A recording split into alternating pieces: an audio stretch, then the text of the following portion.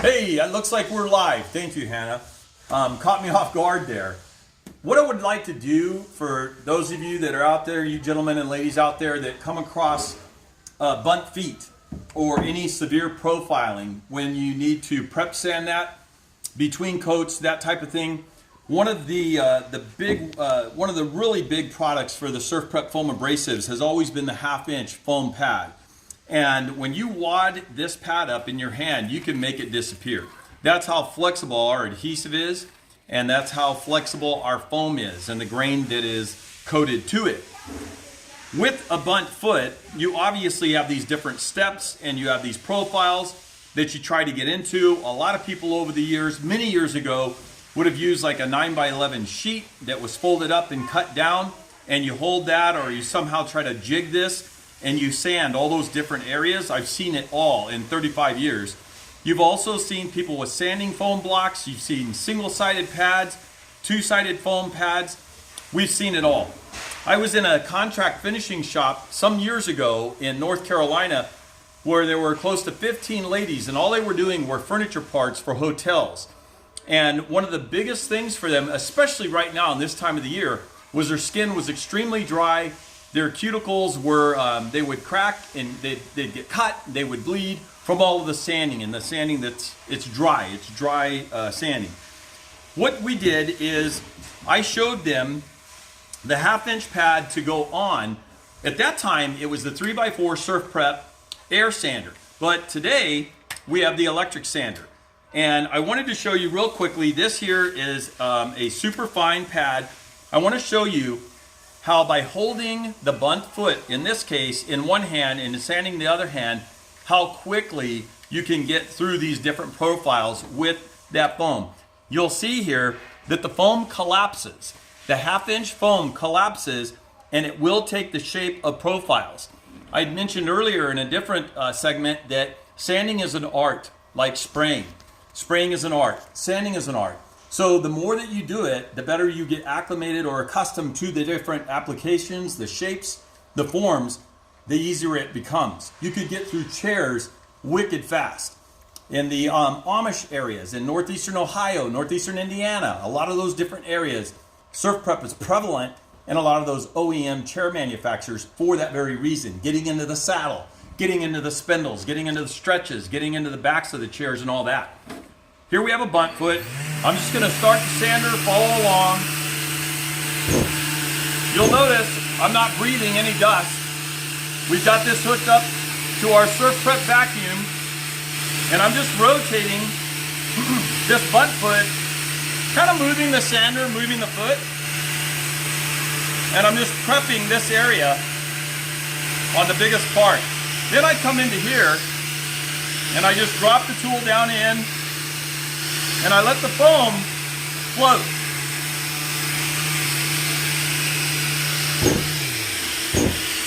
What you'll discover is that not only does it get through the work much easier and quicker, it does it in a way that you're not sitting there fighting getting through this work. One of my mentors, and someone that you definitely want to follow, is Bruce Davis throughout a lot of the groups. Bruce is a master with his craft. He's passionate about it. He puts everything in it that he has to give it in some of the different jobs that he does. He does a lot of the work with the 1/2-inch foam. If we keep sanding, we just hit these different areas, and that whole foot, in a matter of seconds, is done. I do want to share a story with you. When I was at that finishing shop, that contract finishing shop, I walked into the shop with a distributor sales rep. The lady that owns the shop, she and her husband that had all those women working with her, along with her and for her, I had shared a little bit about the conditions that they were working in.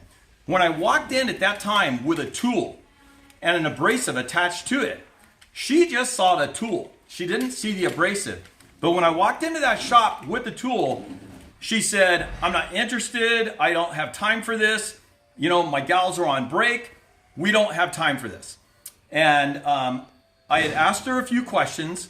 I had asked her about lean sanding. I saw all of the strips of sandpaper that were laying all over the floor, that were in the trash can. I said, if you could do 50 bunt feet with this one pad, Could you try it while we're here? She's like, 50 feet. And I said, yes, ma'am. And she looked me right in the eye and she goes, how much do you believe in this product? I said, I believe in it 100%. I'd spent years developing it in collaboration with the manufacturer. She's like, if you believe in it that much, you're gonna do a sand-off with me. She got her husband to grab another bunt foot.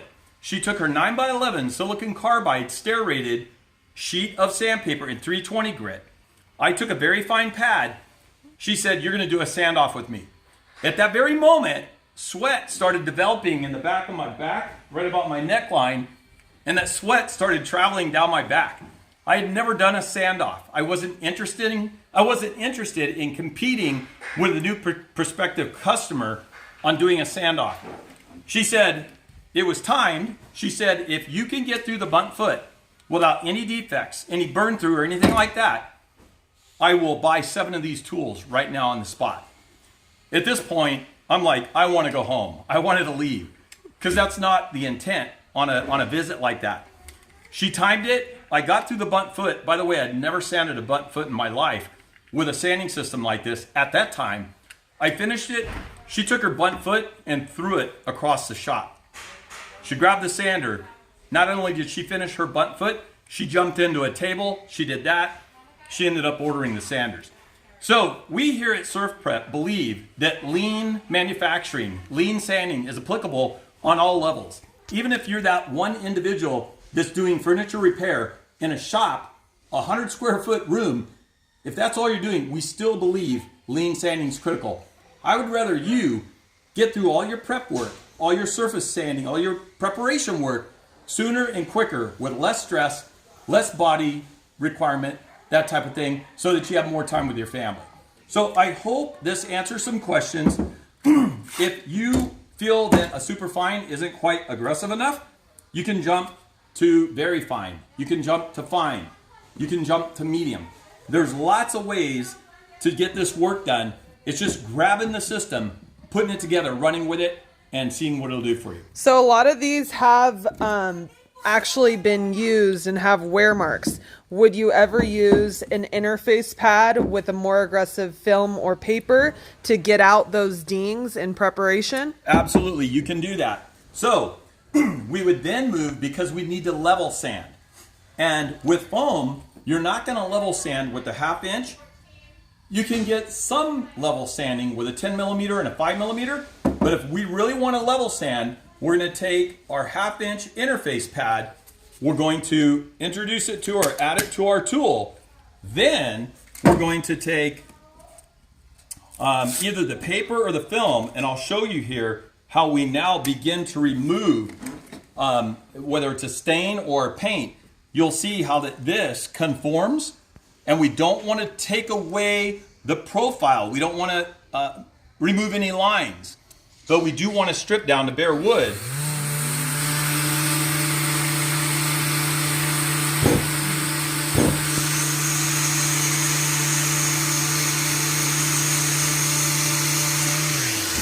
You can see here, if you could feel this, and I love feeling surfaces with my eyes closed. My preference isn't to have my eyes open.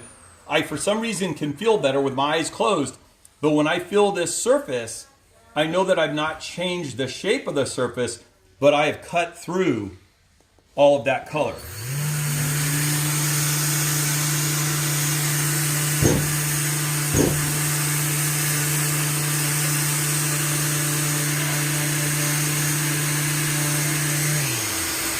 The longer you let the abrasive with the tool sit, the longer it sits or the longer the dwell time, the more rate of cut you're going to experience, the quicker you're going to remove material.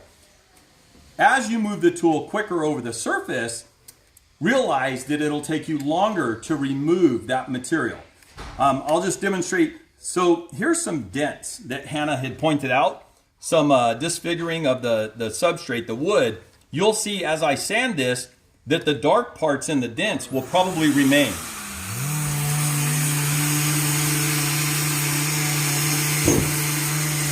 Well, yeah, what's nice is I'm getting through those and that surface is still round. There's no flattening going on there. So that's a great question. There's some other ways to offset the pads, and you can actually step into these steps.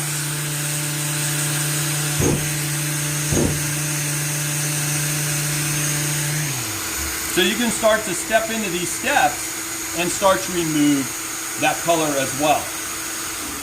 Hoping if any of you have questions, and at some point, if you'd like to see maybe an entire chair with the arms, with the saddle and the seat, we've got hickory chairs with hickory branches, with the slats.